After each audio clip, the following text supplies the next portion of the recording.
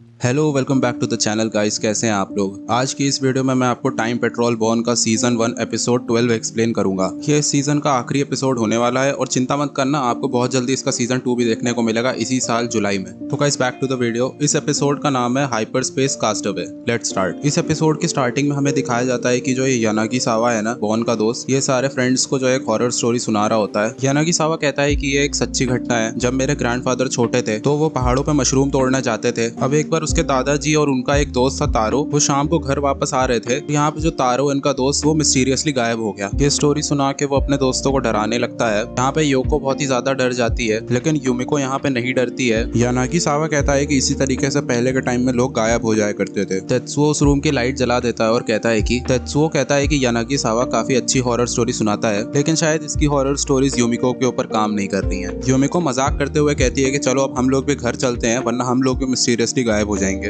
अब बॉन अपने घर आ जाता है। जब वो अपने रूम में जाता है तो वहाँ पे रीम भी होती है। वो उससे पूछता है कि क्या हमें आज नया मिशन मिला है। रीम उससे कहती है कि मिशन तो है, बट तुम्हें अगर मन हो तो तुम मत आओ, क्योंकि ये बहुत ही खतरनाक मिशन है। बॉन कहता है ऐसे तो सारे ही मिशन जो हम करते हैं वो खतरनाक है। वो उससे पूछता है कि किस टाइम पीरियड में और कहाँ जाना है। रीम उससे बताती है कि हमारा टारगेट है टाइम ट्रिपर है। अब गाइस यहाँ पे वो टाइम ट्रिपर के बारे में एक्सप्लेन करती है। मैं आपको इजी वर्ड्स में समझा दे रहा हूँ। कुछ लोग होते हैं जो कि टाइम में कभी भी किसी भी वक्त पहुंच जाते हैं, फिर वो अपने टाइम में कभी लौट नहीं पाते हैं। उनको ट्रैक करना भी बहुत मुश्किल होता है। रीम बताती है कि इन टाइम ट्रिपर्स को सेव करते हुए भी काफी सारे टाइम पेट्रोल एजेंट्स गायब हो चुके हैं। बॉन कहता है कि ये मिशन खतरनाक बहुत है, लेकिन मैं तुम्हारे साथ चलूंगा। रीम कहती है कि थैंक यू बॉन। अब वो लोग अपनी टाइम बोट पे निकल जाते हैं। रीम कहती है कि हमारे रेस्क्यू टारगेट का नाम एम्ब्रोस बियर्स है। वो एक राइटर है और टाइम ट्रिपर बन गया है। रीम उसकी लोकेशन के बारे में बताती है कि हेडक्वार्टर्स ने स्पेस टाइम गन से उसकी लोकेशन मार्क करी तो है, और हमारी व्हीकल्स ऑटो पायलट पे ही उसकी लोकेशन को ट्रैक करेगी। एम्ब्रोस बियर्स आखिरी बार 1940s में देखा गया था। अब बॉन रीम से पूछता है कि क्या इतिहास में काफी सारे टाइम ट्रिपर्स रहे हैं। अब यहाँ पे वो कुछ लोगों के एग्जांपल्स देती है। मैं बहुत ज्यादा डिटेल में नहीं जा रहा हूँ। दो लेडीज थी, वो टाइम में एक बार गलती से पीछे चली गई थी, फिर अपने टाइम में वापस आ गई थी। वहीं दूसरी तरफ एक और आदमी की कहानी है जो कि अपने प्रेजेंट टाइम से फ्यूचर टाइम में चला गया था। अब बॉन कहता है कि एम्ब्रोस की लोकेशन का कुछ पता चला। रीम कहती है कि एम्ब्रोस फ्यूचर में बहता ही चला जा रहा है। बॉन पूछता है कि एंड ऑफ टाइम कैसा होता है। रीम बताती है कि फ्यूचर में जाना बहुत ही खतरनाक है और इतिहास में आज तक कोई भी समय के एंड तक नहीं जा पाया है। इसीलिए हेडक्वार्टर्स वाले एजेंट्स को फ्यूचर में भेजने से परहेज करते हैं। अब इनके ऊपर एक मुसीबत आ जाती है। कोई पर्पल सी चीज इनके पीछे फैलने लगती है। रीम कहती है ये स्पेस टाइम वोर्टेक्स है, जल्दी यहाँ से निकलो बॉन, और ये मिशन कैंसिल है। वो लोग इस स्पेस टाइम वोर्टेक्स में फंस जाते हैं और फ्यूचर में जाने लगते हैं। अब वो लोग यहाँ पे एक जगह पे आ जाते हैं और यहाँ पे उनकी क्रैश लैंडिंग होती है। अब गाइस ये जगह बहुत ही डरावनी सी होती है। रीम कहती है यहाँ का सूरज भी कितना डरावना लग रहा है। अब गाइस मैं आपको बता दूं कि ये लोग अर्थ पे ही होते हैं। बहुत ही फ्यूचर का अर्थ होता है और ये बर्बाद हो चुकी होती है जगह, रहने लायक बिल्कुल भी नहीं बची होती। अब वो लोग हेडक्वार्टर से कांटेक्ट नहीं कर पा रहे होते हैं। बॉन अपनी व्हीकल पे बैठ जाता है और कहता है कि चलो अपने टाइम में वापस चले। अब यहाँ पे उसे एक आवाज आती है। अब गाइस ये आवाज जो होती है बिल्कुल बॉन की तरह होती है। वो आवाज उससे कहती है कि तुम लोग व्यर्थ की कोशिशें कर रहे हो, ये सब मत करो। अब उनको लगता है कि यहाँ पे लोग हैं, तो वो लोग चिल्लाने लगते हैं कि हमारी मदद करो, हमारी मदद करो। वो लोग अपनी व्हीकल पे फिर से बैठते हैं और निकलने की कोशिश करते हैं, लेकिन फिर वो उसी जगह पे आके गिर जाते हैं। अब बुयोयोन कहता है कि जरा इधर आके देखो। अब जब वो लोग नीचे देखते हैं तो ना यहाँ पे एक और रीम और बॉन दिखाई देते हैं। ये वाले जो नीचे रीम और बॉन होते हैं ना, ये भी वही सारी चीजें कर रहे होते हैं जो अभी वाले रीम और बॉन है उन्होंने जो चीजें की है। तो अब हमें पता चलता है कि ये जो बॉन को आवाज लगा के कोई कह रहा था ना कि ये व्यर्थ की कोशिशें मत करो, वो बॉन ही था। जब वो उन्हें आवाज लगा ही रहे होता है तो रीम बॉन को रोक देती है और कहती है कि इन्हें सब खुद से करने दो, ज्यादा चीजें कॉम्प्लिकेटेड मत करो। अब वो लोग आगे ट्रैवल करने लगते हैं टाइम ट्रिपर को ढूंढने के लिए। अब ये तीनों लोग अपना कैंप सेटअप करते हैं। अब वो लोग बहुत ही सैड होते हैं कि जो अर्थ है वो इतनी खराब दिख रही है फ्यूचर में। अब यहाँ पे ये लोग इमरजेंसी फूड खा रहे होते हैं और बॉन कहता है कि इसका टेस्ट तो बहुत ही बेकार है। रीम बहुत ही सैड होती है और वो बॉन से कहने लगती है कि तुम मेरी वजह से इस मुश्किल में फंस गए हो, मुझे माफ कर देना। रीम रोने लगती है, लेकिन बॉन और बोयोयोन कहते हैं कि इसमें तुम्हारी कोई भी गलती नहीं है, रो मत। अब रीम अपनी एक कलीग के बारे में बताती है जिसने रीम को ट्रेन किया था जब वो एक अप्रेंटिस थी। रीम बोलती है कि मैं उसकी असिस्टेंट थी और हम लोग साथ में काम किया करते थे। फिर उसका ट्रांसफर एनॉमली हैंडलिंग यूनिट में हो गया, लेकिन तब भी हम लोग काफी क्लोज थे और वो मेरी बहुत अच्छी दोस्त थी। लेकिन एक दिन ऐसा आया कि वो अपने एक मिशन के दौरान गायब हो गई। स्पेस टाइम टीयर ने उसे निगल लिया और वो हमेशा के लिए गायब हो गई। हेडक्वार्टर उसे आज तक नहीं ढूंढ पाए और वो उसे टाइम ट्रिपर मानते हैं। मेरे टाइम पेट्रोल एजेंट होने का एक रीजन ये भी है जिससे मैं फ्यूचर में उसे कभी ढूंढ पाऊं। अब वो लोग सोने चले जाते हैं। यहाँ पे बॉन एक सपना देख रहा होता है अपनी मम्मी का, और वो सपने से उठता है तो वो देखता है कि बहुत तेज भूकंप आ रहा है। अब वो लोग अपने कैंप से निकल लेते हैं और उनका कैंप पूरा तबाह हो जाता है। इस भूकंप के झटके की वजह से बॉन की जो व्हीकल है वो डिस्ट्रॉय हो जाती है और रीम की बोट कहीं नीचे क्रैक में दब जाती है। अब वो लोग पैदल चलना शुरू कर देते हैं। बॉन कहता है हेडक्वार्टर्स वाले हमें बचाने आएंगे भी। रीम कहती है हम लोग इतने ज्यादा फ्यूचर में आ चुके हैं कि शायद हेडक्वार्टर्स एग्जिस्ट भी नहीं करता इस टाइम में। अब उन लोग को रास्ते में टाइम ट्रिपर के पैरों के निशान दिखते हैं। अब वो लोग अपने सामने देखते हैं तो उनके सामने बहुत ही बड़ा तूफान होता है, वो आने वाला होता है उनके पास। अब वो लोग उससे बच के भागने लगते हैं और यहाँ पे वो लोग एक गुफा में छिप जाते हैं। रीम गुफा के अंदर पहुंचने ही वाली होती है कि वो तूफान से हवा में उड़ने लगती है और बॉन उसे बचाने की कोशिश करता है। बोयो योन भी मदद करने की कोशिश करता है, लेकिन ये तीनों ही हवा में अब उड़ने लगते हैं और इन्हें कोई बंदा पीछे से पकड़ लेता है। अब जिस बंदे ने इन्हें बचाया होता है ये एम्ब्रोस बियर्स होता है और यही टाइम ट्रिपर है। अपने बारे में तो रीम और बॉन को बता देता है कि हाँ मैं ही हूँ एम्ब्रोस। अब ये एम्ब्रोस जो है रीम, बॉन और बोयो योन को गुफा के अंदर ले जाने लगता है। अब चलते चलते इन्हें आगे एक बेसमेंट दिखता है। ये जगह बहुत ही हाईटेक हुआ करती होगी एक टाइम पे, अब शायद लोग इसे छोड़ के चले गए हैं। ये जो बंदा एम्ब्रोस है राइटर, ये बहुत ही कूल बंदा होता है और ये सब देख के बिल्कुल भी नहीं डरता। ये कहता है कि मैं एक राइटर हूँ और राइटर्स को क्यूरियस रहना पड़ता है। अब चलते चलते इन्हें बाहर जाने का रास्ता मिलता है। ये लोग बाहर आ जाते हैं और देखते हैं कि तूफान थम गया है। अब इस जगह पे ये लोग आते हैं। यहाँ पे काफी सारी टूटी इमारतें होती हैं। ऐसा लगता है कि इस जगह को लोग छोड़ के जा चुके हैं। रीम और बॉन एम्ब्रोस से पूछते हैं कि यहाँ आसपास कोई रहता है और हम लोग किस जगह पे हैं और ये कौन सा टाइम पीरियड है। एम्ब्रोस कहता है कि मेरे पास तुम्हारे सवालों का जवाब नहीं है। अब इन सबको लगने लगता है कि इंसानों का शायद अस्तित्व भी मिट चुका है फ्यूचर में। अब एम्ब्रोस को भूख लगने लगती है और रीम और बॉन उसे इमरजेंसी वाला खाना खिलाते हैं। अब यहाँ पर फिर से भूकंप आने लगता है और बिल्डिंग टूट के नीचे गिरने लगती है। जमीन भी टूटने लगती है और वो सब लोग नीचे गिरने लगते हैं। यहाँ पर अचानक से रीम की टाइम बोट आके उन्हें बचा लेती है। अब उनके सामने एक टाइम पोर्टल खुलता है और यहाँ पर एक गोल गोल सी व्हीकल बाहर आती है और उसमें से आवाज आती है। वो आवाज उनसे कहती है कि क्या मैं बॉन न मैं हीरा, रीम स्ट्रीम एंड मिस्टर एम्ब्रोस से बात कर रहा हूँ। तो बोयो योन गुस्से में कहता है कि मैं भी यहाँ पर हूँ और वो शिप नीचे आ जाती है और उसका दरवाजा खुलता है और यहाँ पे एक बंदा बाहर आता है और वो बंदा उन लोगों को अपना पूर्वज बोलता है और उनसे कहता है कि आपसे मिलकर अच्छा लगा। ये सब सुनकर रीम और बॉन बहुत सरप्राइज हो जाते हैं और ये जो फ्यूचर से आया बंदा है ना, ये इन लोग को बताता है कि फ्यूचर में भी टाइम पेट्रोल एग्जिस्ट करता है। बॉन और रीम कहने लगते हैं चलो अच्छा अब हम लोग बच जाएंगे। ये फ्यूचर वाला बंदा ये भी बताता है कि फ्यूचर का टाइम पेट्रोल बहुत ही अच्छा काम कर रहा है और आप ही के पद चिन्हों पर चल रहा है। अब बॉन इससे पूछता है कि अर्थ का ये हाल कैसे हो गया। वो बताता है कि अर्थ अनइनहैबिटेबल हो गई, इंसानों ने अर्थ छोड़ दिया और गैलेक्सी के हर कोने में रहना शुरू कर दिया। इस जगह पे कभी कभी टाइम ट्रिपर्स आ जाते हैं तो हम लोग उन्हें रेस्क्यू कर लेते हैं। अब ये जो एम्ब्रोस बियर्स है ये कहने लगता है कि वाह वाह क्या बात है, ये सब देख के तो मैं बहुत चौंक गया। उसको ये सब बहुत ही एंटरटेनिंग लग रहा होता है। अब ये जो फ्यूचर का टाइम पेट्रोल एजेंट है ये इन लोग से कहता है कि चलो अब तुम लोग को अपने अपने घर छोड़ दिया जाए। तो बॉन और रीम तो बहुत खुश हो जाते हैं, लेकिन ये एम्ब्रोस बियर्स कहने लगता है नहीं